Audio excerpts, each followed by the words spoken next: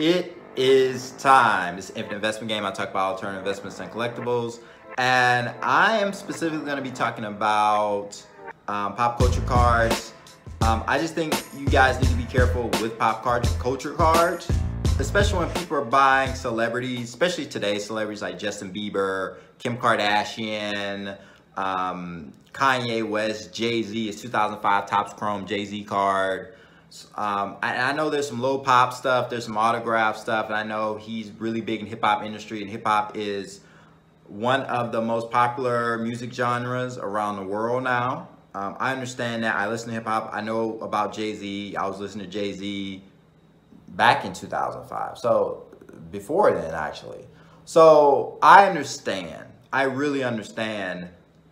But I do think it's too speculative. These are celebrities, and these people are human, and they do make really bad decisions sometimes, which can hurt their value. But also, I think the reason why people are buying these celebrity cards is because they think they're going to go up. And they could, but I think the best investments are things that have a strong collector's base, and I think it's too soon because I don't think many people are really trying to collect Jay-Z cards back in the day. A really good example of this is Bill Cosby. Bill Cosby was considered a civil rights hero, an incredible comedian, very successful actor, and just a really big celebrity who you thought had a great moral compass.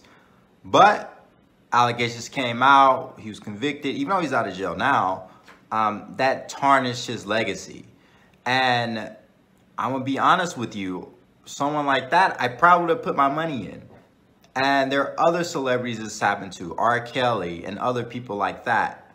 And I think there are bigger celebrities, and these things can happen to them too. And even sports heroes, some have recovered, some haven't. And I think when things go down, even if you have new collectors and things go from $10,000 and they paid $10,000 for it, and then now it's going to be worth $100 or $50, that causes a lot of pain. And I think that changes someone's perspective in buying this stuff.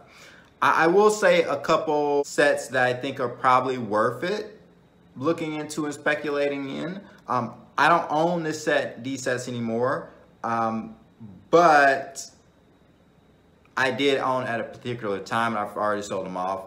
But 1952 Look and See, that's really interesting. Some of the people in that set, I mean, you can buy the whole set, but some of the people, I think, you know, you have Cleopatra, and there's a bunch of people from throughout history. But the biggest one I like is Albert Einstein. I think over time, he's still one of the most influential people in humanity. And I think it may be cool having a card of him. And his PSA 9s, I mean, I'm pretty sure his PSAs have definitely gone down, and PSA 9s are much less than what they are now.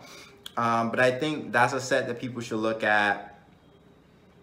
I'm personally interested in 2008 Topps set, gold. I have one of those, Barack Obama, first black president. I think president cards are really interesting to get into.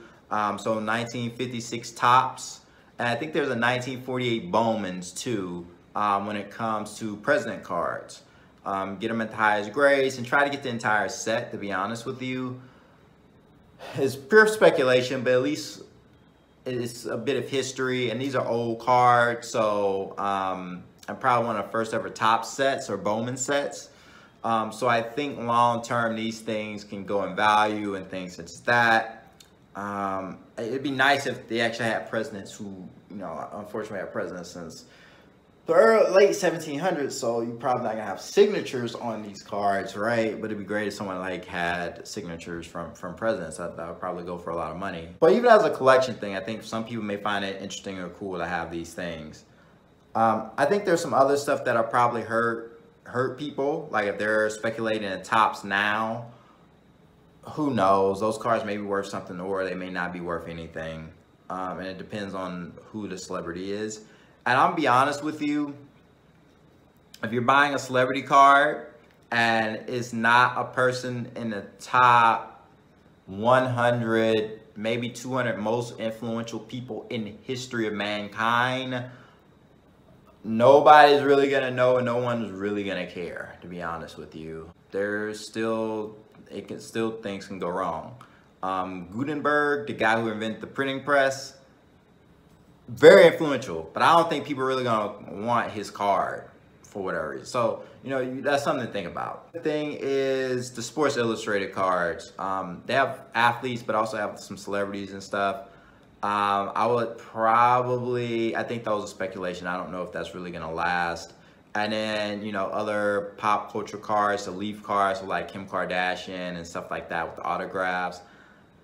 I don't think they're going to hold value like that. And I think over time, Kim Kardashian, similar to other celebrities like Madonna and Cher, they're still gonna have attention and things such as that. But and Paris Hilton and Britney Spears and people like that. And the same with Justin Bieber's, the same with whoever is the big celebrity, Drake and all this.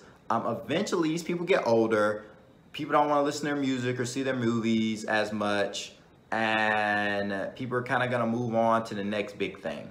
And unless you're one of the biggest ever, then I don't think you really have a shot for expecting these things to really grow in value. Example would be, let's say actors. If actors is a big thing and people are buying, let's say Will Smith cards, then I would say, for me to believe that this is going to hold long term, a lot of people need to be going after more old school actors like Sidney Poitier. I need to see Sidney Poitier cards going for a lot of money. It's probably going to be rare than like whatever comes out for Will Smith, let's say. Same for people who are comedians, right? You know, Terrell Pryor cards going for a lot versus, you know, someone newer like Chris Rock or someone, or Dave Chappelle. Same for music, you know, Elvis stuff is going for a lot. And I don't think Elvis stuff will go for a lot because I think he's more for baby boomers in a sense. And now those people are kind of starting to like enter mass retirement and die out. So just people don't have that want for Elvis the way he used to be, you know.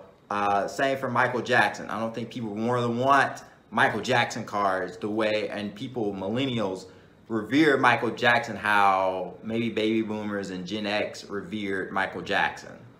So that's something to keep in mind, and just be careful and just realize it's speculation.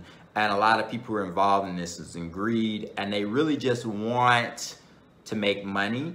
And when you have that, and that's fine if you want to do that, but just keep in mind that, like, if that's the case, then it becomes like a bubble, and eventually somebody's going to be holding the bag.